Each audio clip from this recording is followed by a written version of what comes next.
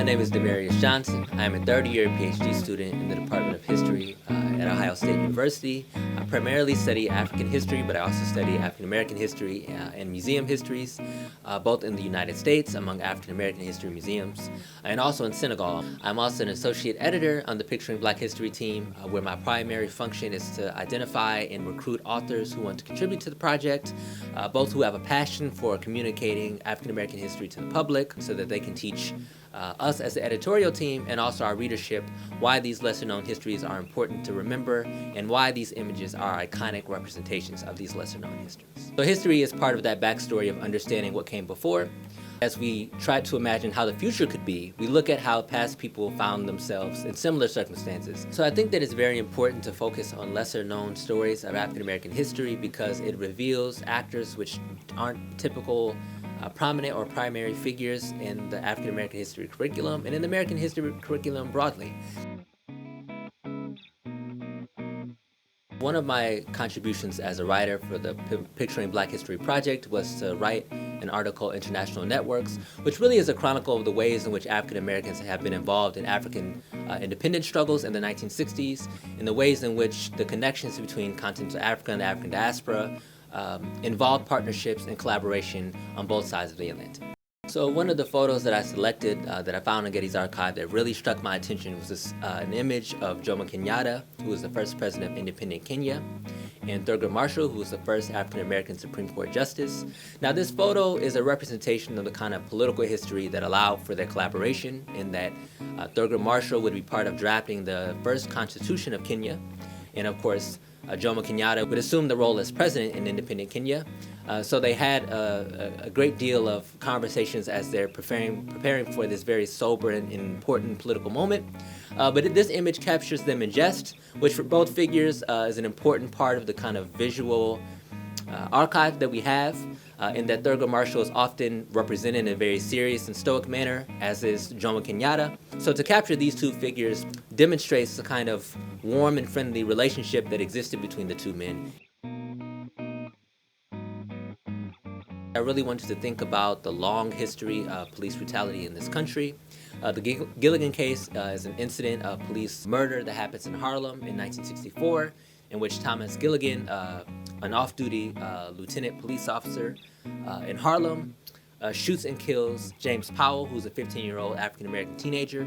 And this essay is a chronicle of the kind of local outrage among residents in Bed-Stuy in New York, and also the larger response from the African-American community during the Civil Rights era across the United States, and some of the calls for police reform and police oversight that we saw in the 1960s, which have continued to the present. One of the important images captures the kind of long history of African-American protest in New York, and we see that in a placard held by one of the men that reads, "If we must die, let it be with weapons in our hands." This image is iconic because it refers to a previous moment of black protest in New York City. The phrase, "if we must die," is an allusion to a 1919 poem published by Harlem Renaissance poet Claude McKay, which captures the long history of African-American protests. McKay's poem was published in 1919, which is referred to by historians as the Red Summer, which is another moment of African-American protest and resistance, racial brutality, racial violence.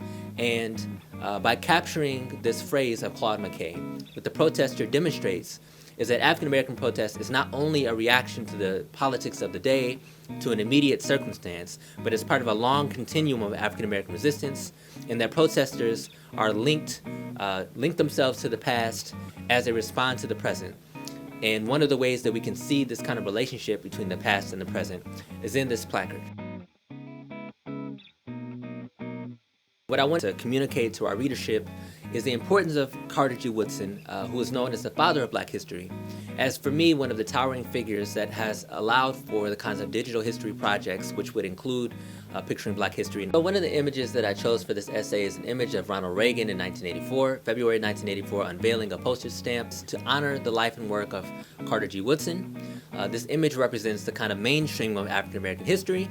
But we also should consider that 1984 is an election year. Jesse Jackson is launching his first attempt at the presidency, and the surrounding context of African-American interest and optimism helps us to understand some of the reasons why Ronald Reagan would have taken this opportunity to unveil the stamp and to honor African American history, because one of his potential challenges is Jesse Jackson, who had great influence and prominence among African Americans and a diverse community of Americans. The mainstream of African American history can be molded and shaped to serve multiple purposes in different audiences. What struck me about the second image that I chose, which pictures really a Black community event, what we have is a staple activity during Black History Month that occurred, this image, in February 1980.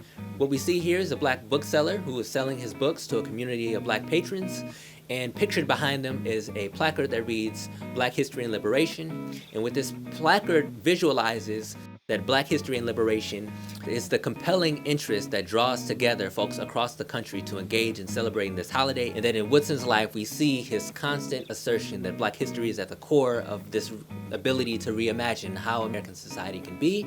And also, African histories that span the globe are relevant to African Americans in the United States. All of these elements are important themes of what Carter G. Woodson's life and work represents in a protest struggle which is still ongoing.